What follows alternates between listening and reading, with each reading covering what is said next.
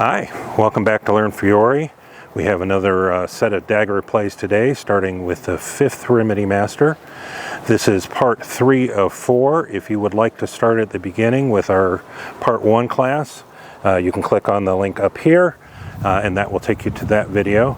As is usual, this will be a recording of a live class where we're going to look at the plates, the translation, and then our interpretation of the plays. So, sit back and enjoy.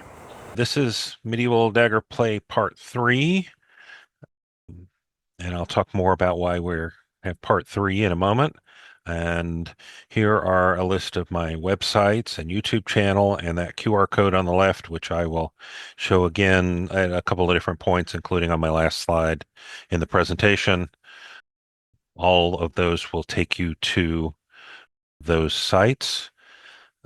These slides have already been posted to those sites, and this video that I'm recording will get posted to the YouTube channel in a week or so after I've had a chance to edit it a little bit. All right.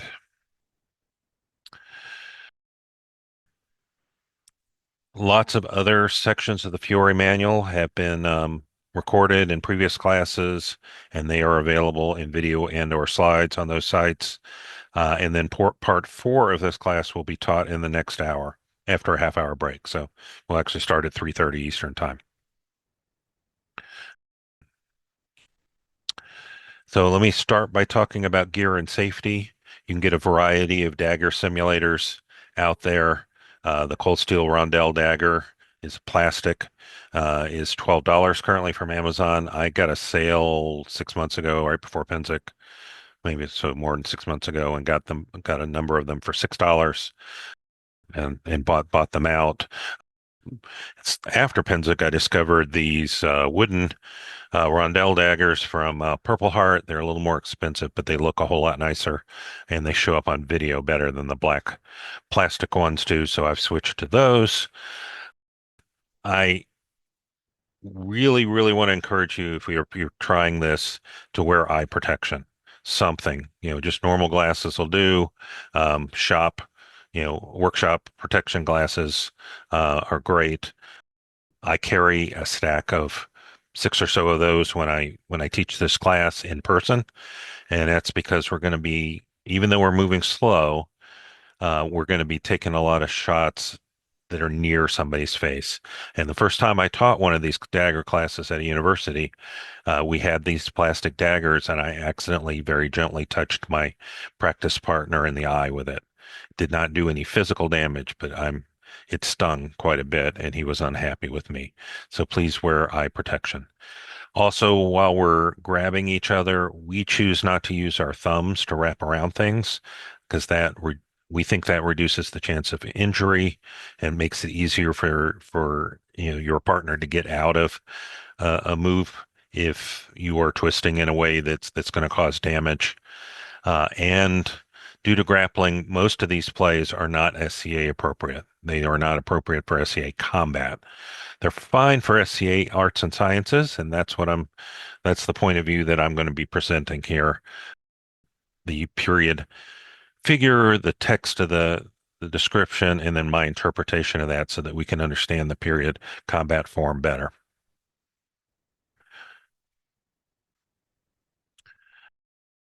So there was a question to repeat the link to the website with the slides.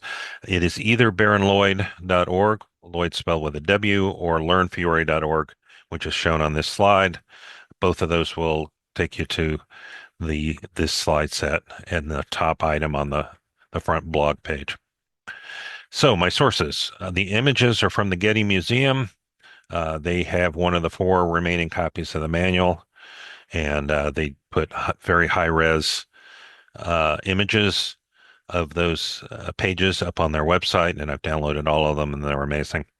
The translations I'm using, because the manual is in medieval Italian, are by Colin Hatcher, and he published those translations in a book called The Flower of Battle, and that's depicted here. And that manual is laid out pretty neatly, and in the way that it looks like the original manual with the figures and the text, except the text has been replaced with, in italics, English font English text.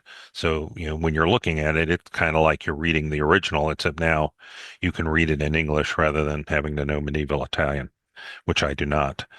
You can also get that text and the figures from Wiktenauer, which is a great historic martial arts resource for lots of different manuals and texts. And the photos and videos are from our learnfiore.org website. I need to click on the right text. So let's talk about Fiore's dagger section. He starts with 5 postas, which means positions. I won't be covering those. He doesn't actually refer to the postas very often in the actual plays. And then there are 2 introductory pages, and then there are 19 pages of plays. That is the longest section on a single weapon in his manual. Um, do I talk about? All right. Um, Fiore published in 1409 or thereabouts, um, and it's the oldest surviving European complete combat system. There are earlier European fight manuals, Lichtenauer, I-33, those kinds of things, but they're focused on a individual form or a individual weapon. This is a complete system, starting with wrestling, moving to dagger, sword in one hand, sword in two hands, sword in armor, spear and pike, and mounted combat. And it's an all consistent, coherent system that all works together. So I've been working through in teaching classes on the dagger section, which covers 19 pages in the manual, and there are 4 plates on each page. So there's an awful lot of plays. And I have previously taught part 1 and 2. Part 1 had the first 21 plays, covering the first remedy master and all of his students' encounters. Part 2 featured the next 3 masters, the second through fourth, with their students' encounters. This class, part 3, covers 21 plays, incorporating the fifth and sixth remedy masters, and we'll cover what that means in a moment. And 16 plays remain to be covered in the dagger section, and that will be part 4 of the class, which will be taught at 3:30 today. So hopefully, if you enjoy this, you can come and join me in an hour and a half for that class, and that will complete the dagger section. If you enjoy this and haven't seen the other 2 classes, both of those have been recorded and are posted to the YouTube channel. You can watch those. It'll be a format almost identical to what we're doing today. So let's get started with the plays. Before we do that, let's point out that on all of these plays, one of the figures will have either a gold crown or a gold garter. Gold crown means they're a master, and a gold garter means they're a student. But in either case, they're the person that's supposed to be doing the active play and are supposed to be the victor in the demonstration. You will see in the video that we have, I am wearing my baronial coronet. I'm a court baron. I'm wearing my SCA baronial coronet just to identify me as the person who's supposed to be filling that role in the video, similar to the gold in the original artwork. In almost all of the dagger plays, the master does not have a dagger. He says earlier on in the manual, if I want a dagger, I will take yours. So he is demonstrating how to deal with someone who is fighting you who has a dagger and how to defeat them. There are a few plays that we'll see today in one or the other classes where he has a dagger as well, but that's kind of the exception, not the rule. So let's start with the plays. He says, I am the 5th dagger, remedy master, who defends against the collar grab made by the player. Before he can strike me with the dagger, I destroy his arm like this, because the grip he has on me is actually to my advantage, and I can do all the covers, holds, and binds of the other remedy masters and their students who came before me. And I say this from experience: all who study this art should be aware that you cannot successfully defend the collar grab unless you move quickly. So here's my son and I in my front yard, trying to demonstrate this play. Today is the 5th remedy master, and it starts with a collar grab by the student. Student has grabbed my collar, and I'm going to grab his arm and break his arm, or at least put him in a lot of pain. Fiore does mention that you need to do this quickly because there's nothing stopping that dagger other than the fact that his arm is going to twist him and cause him a lot of pain.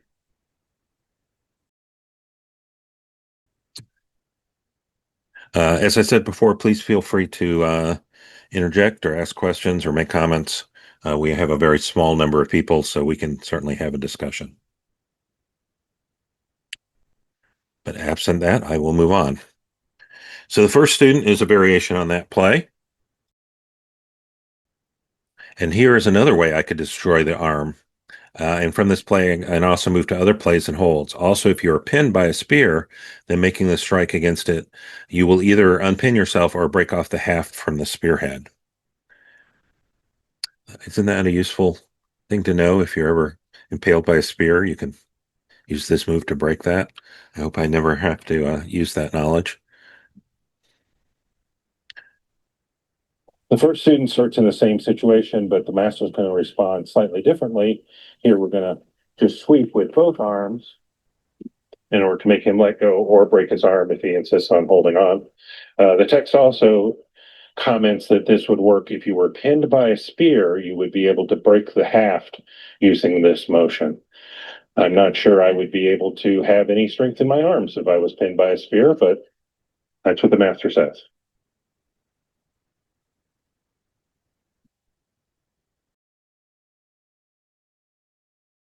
Second student, encounter.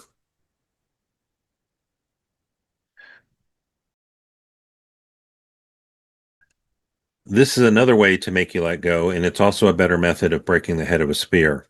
And also, if I strike you hard in the wrist joint of your hand holding my collar, I'm certain to dislocate it unless you let go. So, looking at the picture, you can see his hands are above, and he's going to bring them down to strike at the wrist or forearm. And then the counter, I wish to tell you the counter, as the student strikes down with his arms to dislodge the player's hand, the player quickly withdraws his hand from the student's collar, and then he quickly strikes the student in the chest with his dagger. Oh, fairly simple. Hope the instructions are clear. Let's look at the video.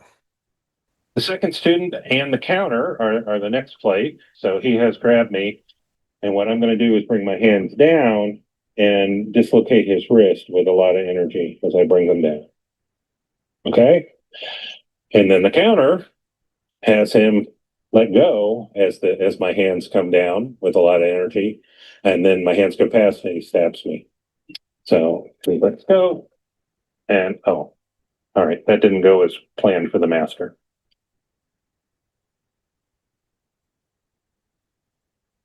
Oh, pretty simple stuff.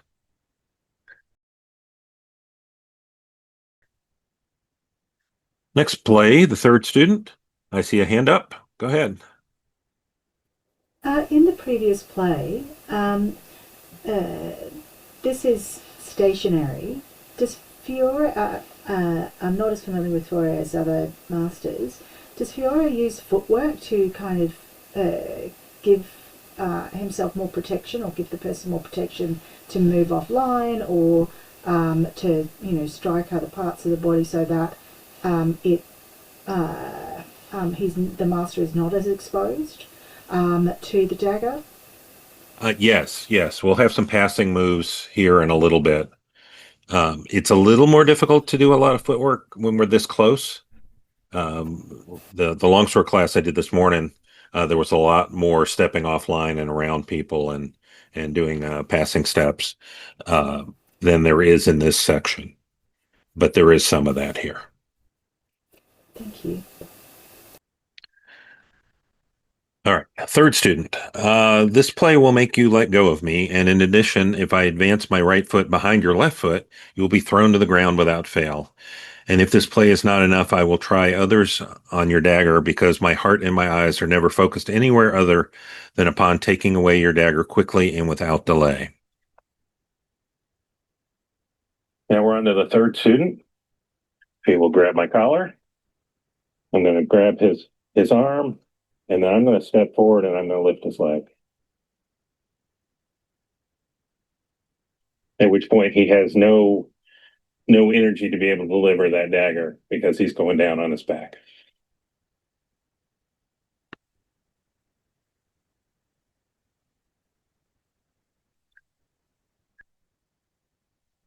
All right, fourth student. Um, picture is still very similar. It's still based on the same idea, but it's another variation. I will throw you to the ground like this before your dagger can get near me, and if your dagger comes down the center line to strike me, I will release my grip and deal with your dagger so that you will not be able to injure me in any way. Then with the remedy plays, I will make you suffer. Now, the fourth student has an elbow coming around. We played with this a little bit, and with minimal force and just placing it here, I'm not doing very much. He's not in pain. He doesn't have any problem, and he could stab me if we want. So we concluded that I actually had to put a fair amount more twist and pressure on it in order to cause pain and to get the result that the master is intending. So if I push a little bit more now we're starting to get more. But this is still not ideal. I don't think this is one of the best plays. Okay. Yeah, even when I was causing pain to his arm there, I wasn't the dagger arm was still a threat. Unlike the previous one where I was going to toss him on his butt, where the dagger was not, he didn't have the body structure, the muscle structure to be able to deliver a strike to me because he was off balance. Here he's still on balance, regardless of what I'm doing to his left arm. Um, I needed to do something quick and distract him because I think I was still at risk.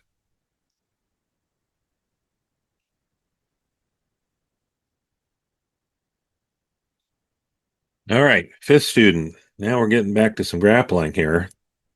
Uh, this player had me grabbed by the collar, but before he could strike me with a dagger, I quickly seized his left hand with my hands and pulled his arm over my shoulder so as to dislocate it. And then I completely dislocated it. But this play is safer to do in armor than unarmored. So the fifth student, I think, does a better job of ending up in a throw. He's grabbed me by the collar, and I'm going to grab his wrist with both hands, and I'm going to rotate my body so that my shoulder goes under his arm, and we end up in a position for a throw. So grab here. Okay. Yeah. So this is my 20-year-old son. I don't want to actually break him. That would be expensive. Um, so some of these I'm being a little less energetic than you might if it was actually someone that you were at odds with and was trying to actually stab you. Yes, his mother would not approve. This is true.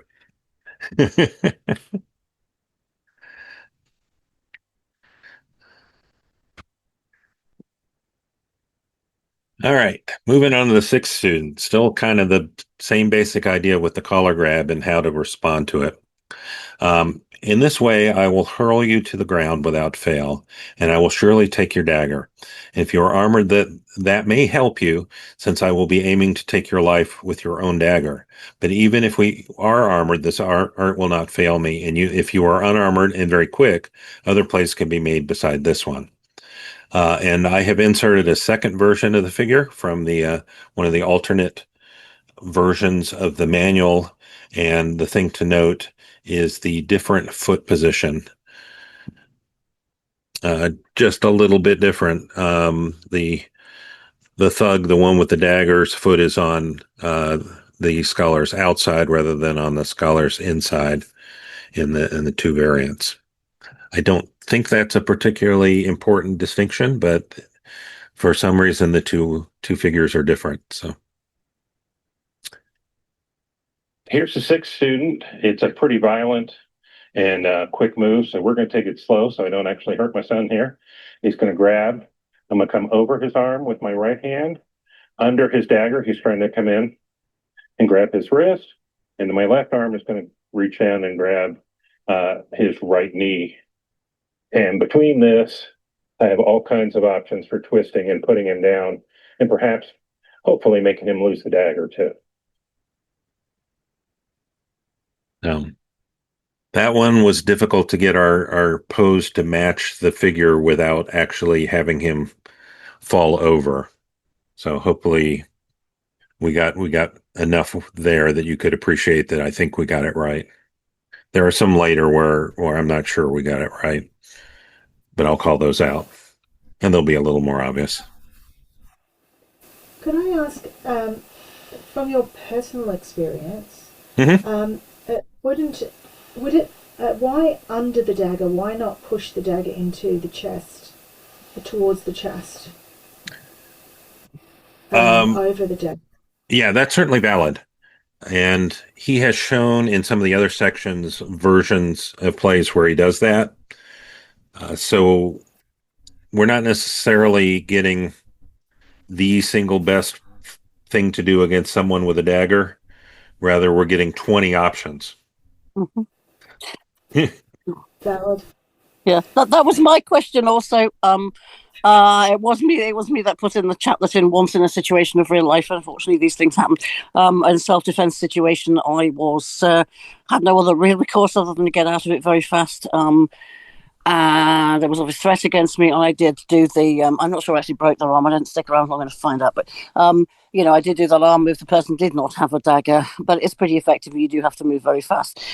But it's the faster, more violent option. Sorry, I've got a taekwondo and martial arts background. In the first case, if you're around behind them, um, hammer fist the back of the head, bang that behind the other going down. Yeah. In in the later ones that the ladies just said about when dagger to the chest, that you already kind of pushed the dagger out of the way.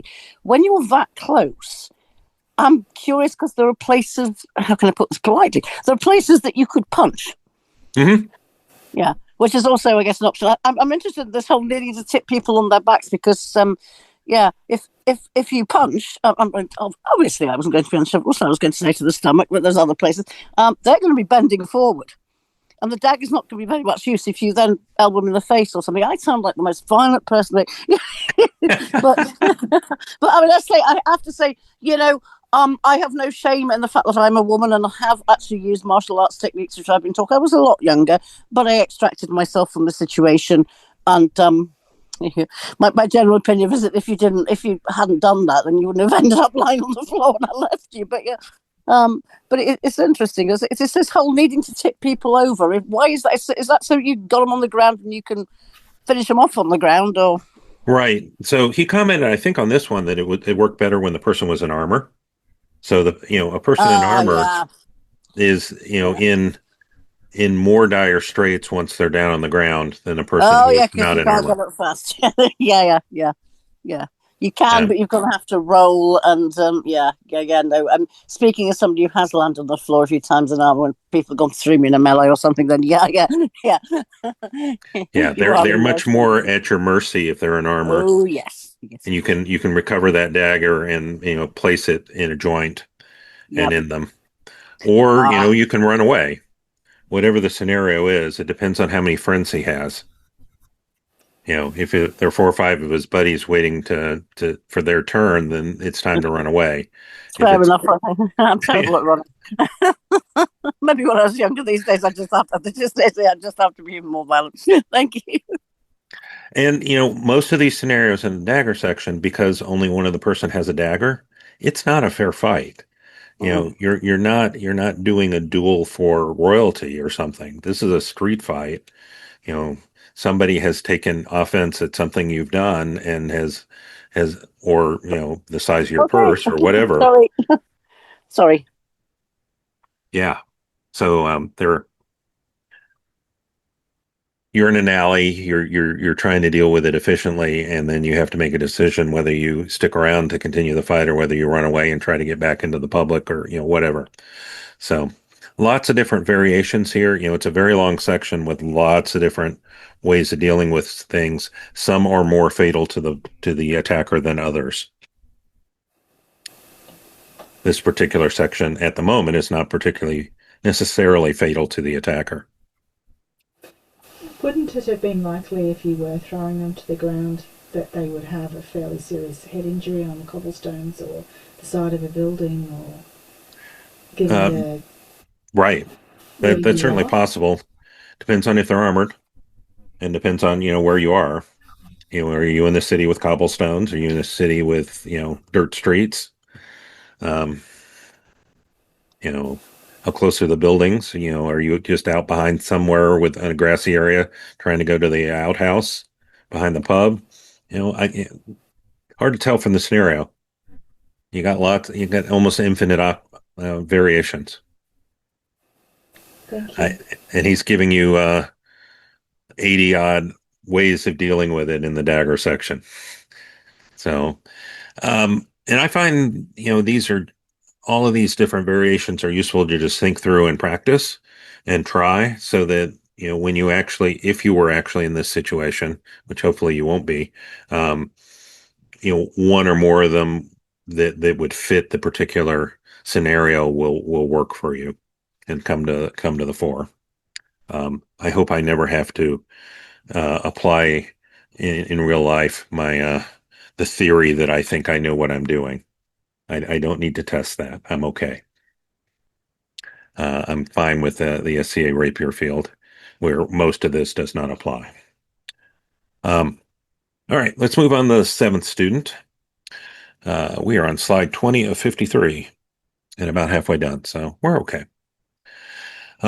This cover is very good in armor or without armor, and against any strong man. Such a cover is good for covering an attack from below as well as from above. And from this play, you can enter into a middle bind as shown in the third play of the first Remedy Master. So he's referring back about 10 pages. And if the cover is made in response to an attack from below, the student will put the player in a lower lock, also known as a strong key, as shown on a different play, who plays to the reverse hand attack. So we've never figured out the strong key exactly, but I'll show you our take on this, and it'll be close but not perfect. The seventh student is a little tricky. We've got part of it figured out. I don't think we have all of it. It refers to a play from the previous set of videos and plates that we looked at that I don't think we actually completely figured out accurately. But you can go back and look at that and see where it's going. But it talks about two scenarios. One, he said, well, first he's got me grabbed. My hands are above. If he's coming in with a falling attack, I'm going to jam him up and I'm going to do an arm bind. I'm going to come in here and jam him up. Okay. With a rising shot, it's a little less clear to me what he's doing. So it's still, I'm going to come in and jam him up, and I'm going to do something to his arm that's going to end up with his arm behind his back, as shown in the play from the third Remedy Master that the text references.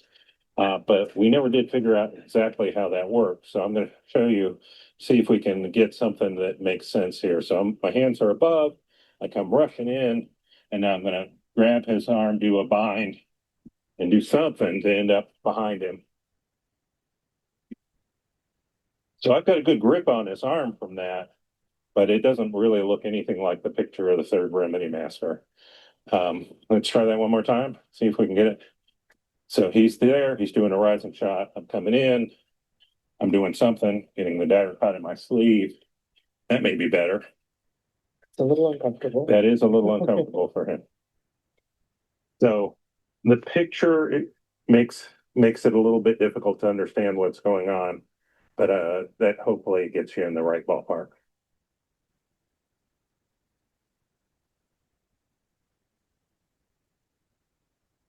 So here is the strong bind that we're trying to figure out.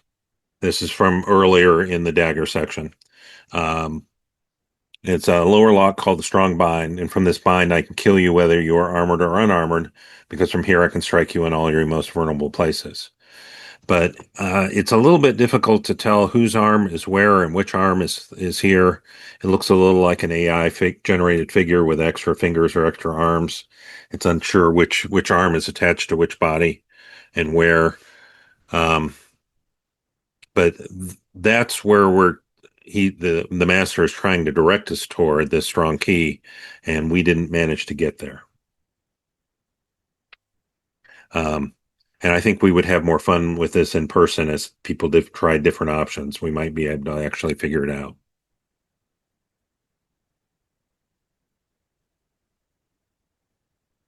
So particularly the non-scholar seems to have two right arms in that figure to me. One of which is bound up and one of which is kind of just hanging out there.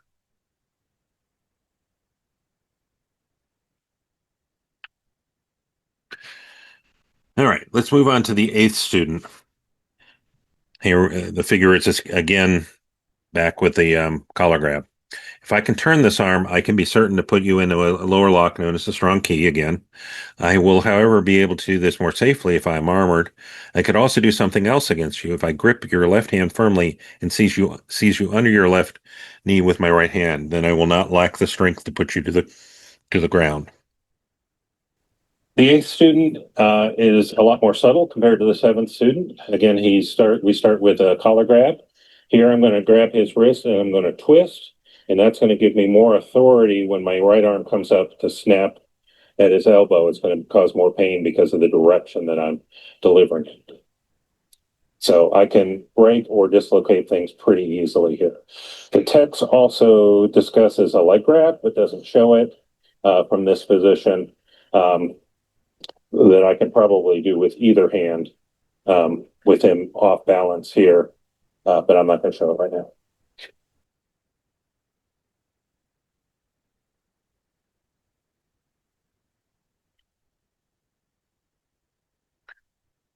Alessandra, you want to comment on what you typed?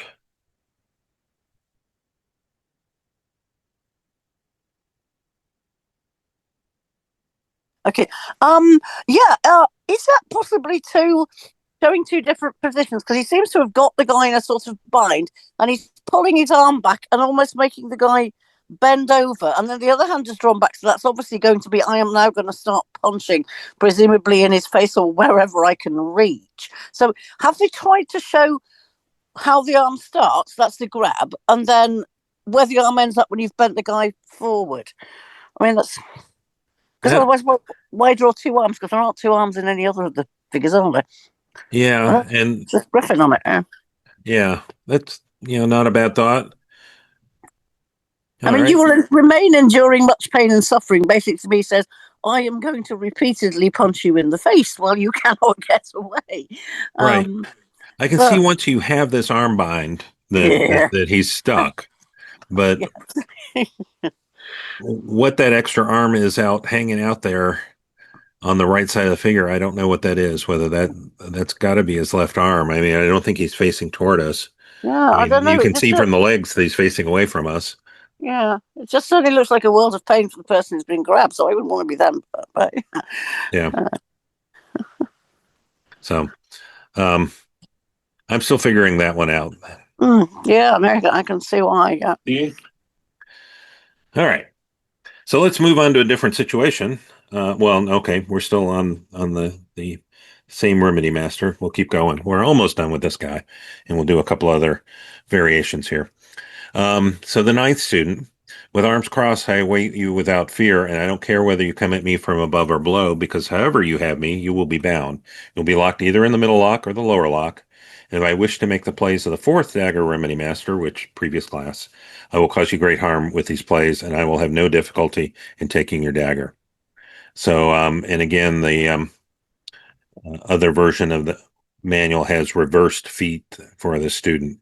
So in my mind, it doesn't really matter which position the student is in. Both of them work. That's not a critical detail. ninth student is a little more patient. He's already grabbed my arm, my collar. I don't care about that. I'm going to sit here ready, and depending on where he goes, I'm going to put his arm in an appropriate bind. As he does it, I'm going to step into the motion and put him into the bind. So as he comes over the head, I'm going to step in, put him in the high bind. He probably would have had a little more energy on that, and I would have actually gotten over it. And as he comes in low, I'm going to do the same thing, end up in a low bind somehow here. Again, that low bind is something we haven't completely figured out, but there are a number of different variations on the twist and the wrap where he does get in serious issue and off balance, and will probably drop the dagger.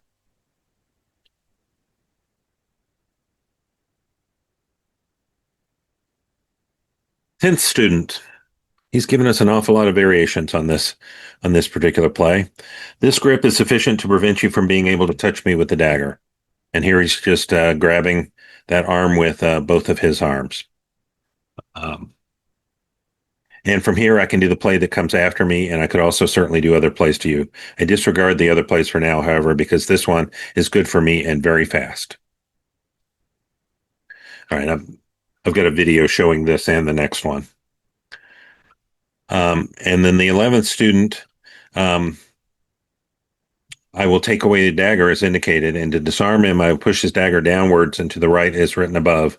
And then by making a turn with this dagger, I will turn the point into his chest without fail. And again, the other printing of the manual has both people with their feet reversed. So here's the video of both of those, and I've put the figures for both on the screen. So the 10th student has a rising shot from the student, and I'm going to step forward and I'm going to grab his wrist with my left hand and his shoulder with my right hand. So his arm is completely taken care of. The 10th student then references the 11th student, and here is the 11th student.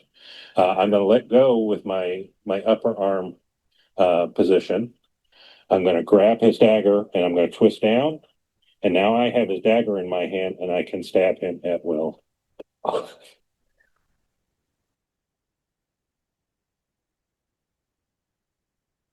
Seems a little artificial, but that's because we're going really slow.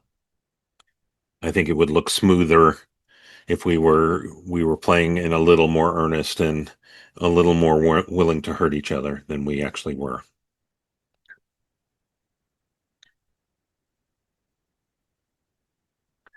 All right, so plate 52 is the counter to the fifth Remedy Master.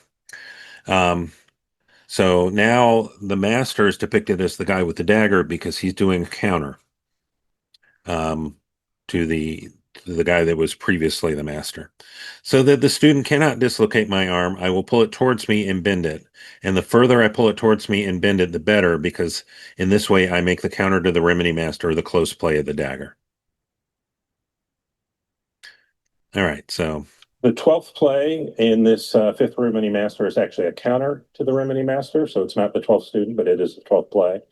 We've switched positions because it's a counter master, and I'm going to be delivering the resultant blow.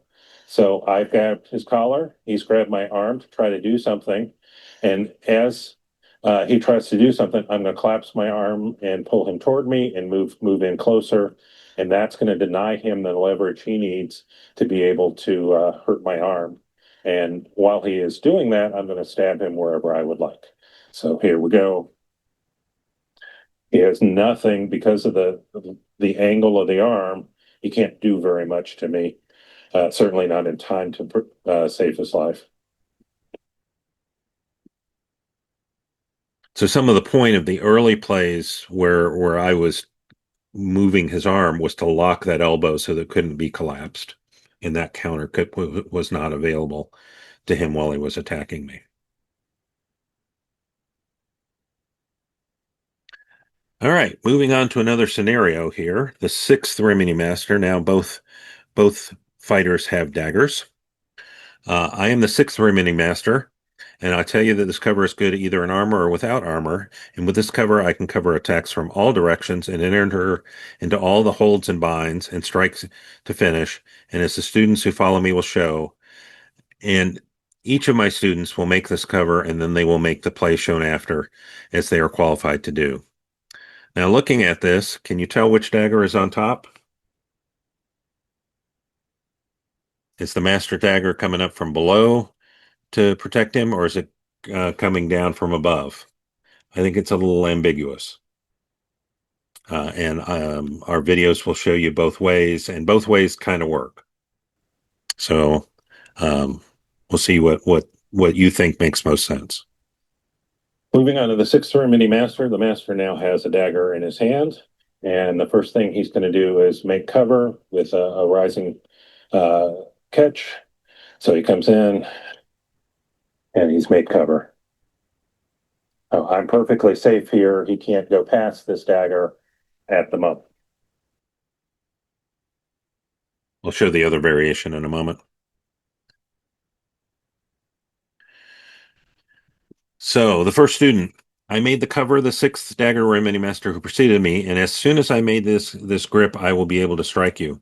And because my position of my left hand in this way, I will not fail to take away your dagger. I can also put you in the middle bind. I could also make other plays against you without abandoning my dagger.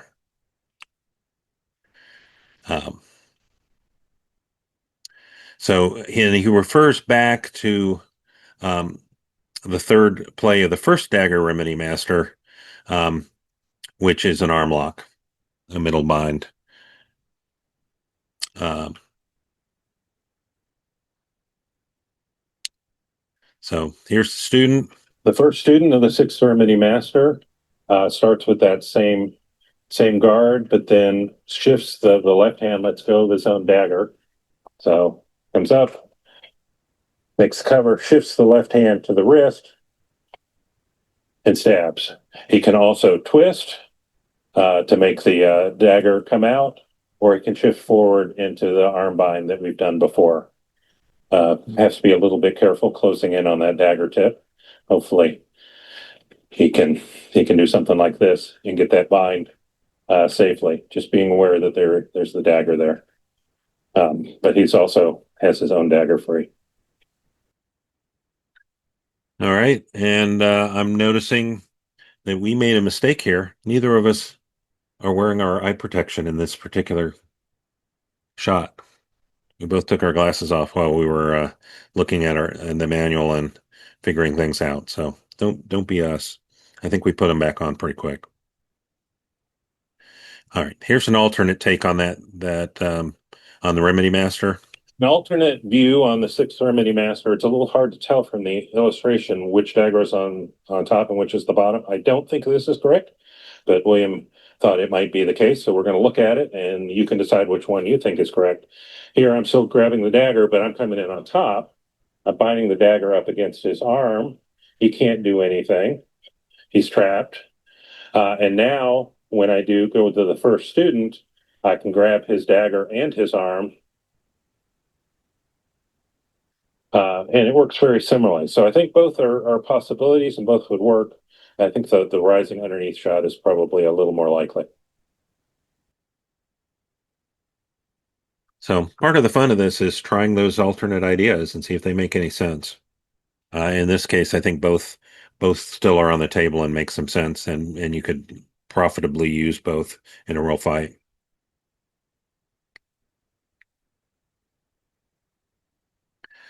All right, we are running short on time, so I will pick this up a little bit. Second student of the Ceremony Master is to once you've made that cover, you quickly position myself to strike you with a half turn.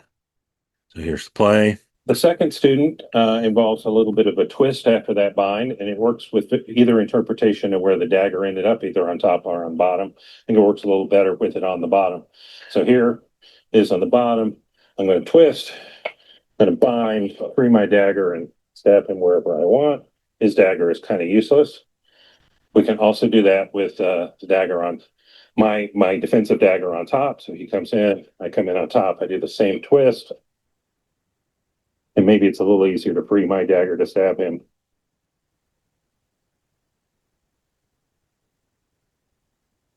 Okay.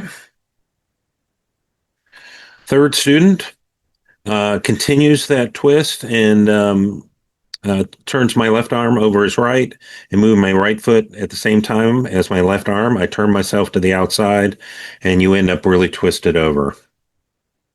So a lot of footwork that we all were poking at earlier has been added into this set of plays. The third student can be viewed as a continuation of the previous one. So if I come up underneath, bind, twist, now I'm going to rotate more and twist him down. And that also works with the dagger on top. Dagger on top, twist.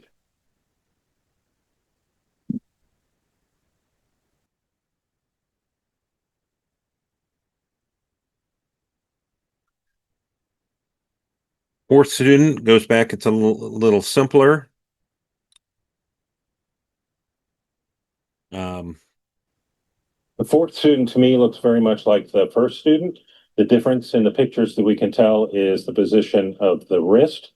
So the first student, I'll come up under, has the hand facing the artist to do the twist, and the fourth student has the hand from the outside. So the movement's a little bit different, but it's the same basic idea. So it doesn't matter which direction your hand ends up as you grab that wrist.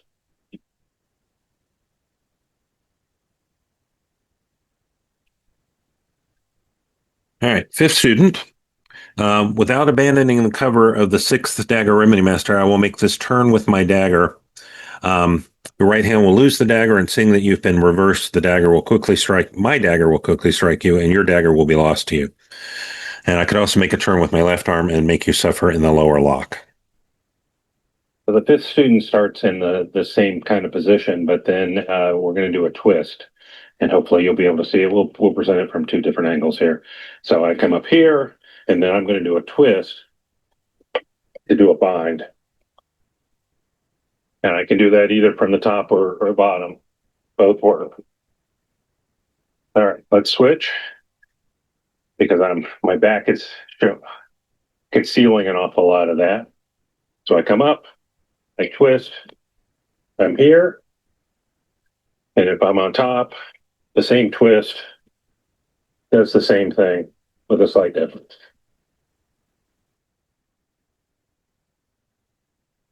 Okay, we'll keep going. We'll try to get part one here done within our hour. Give you a short break, and then hopefully people can come back to the second hour for part four. Now, I want to note, I don't know why I highlighted that. There is a page in the dagger section that is out of position in the original manual that needs to be repositioned. So if you go through the whole sequence, you'll see the page numbers jump and then jump back because I and Colin Hatcher have repositioned the dagger page that was in the wrong place in the manual into where it belongs. So countermaster to this play is to do an elbow grab, basically. Our next play is the countermaster. So here I'm stabbing. He's coming up and making that cover. And what I'm going to do once he has done this is I'm going to grab his elbow and push him around. Oh, okay. All right. Try the same thing, but now coming on top of me. So if we had the on top variation, this would still work as a countermaster. It still frees me regardless.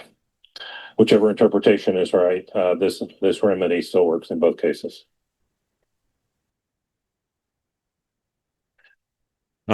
Sixth student is placed after the counter remedy master for some reason, but Fiore did it intentionally.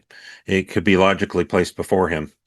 But it's just another variation where they strike him in the hand because that's exposed and out there. This is the last play of the sixth remedy master. It calls itself the sixth student and says it actually should be before the countermaster, but this is the order it's presented in the book. It's fairly simple. It says it's better applied to someone in armor, and that makes sense because we're going to be striking a stab to my opponent's wrist instead of making the parry.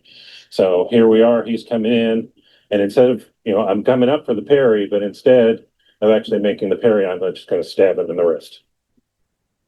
If he's armored, that's it. There's a joint there, and there's a reasonable chance that that's working, unless he's wearing a demi, which would block that wrist. In a lot of cases, it'll be open.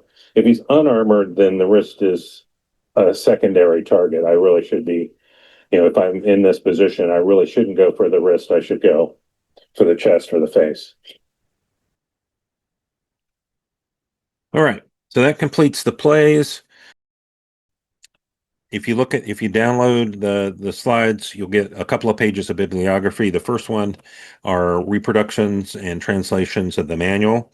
So no interpretations. It's just the manual itself.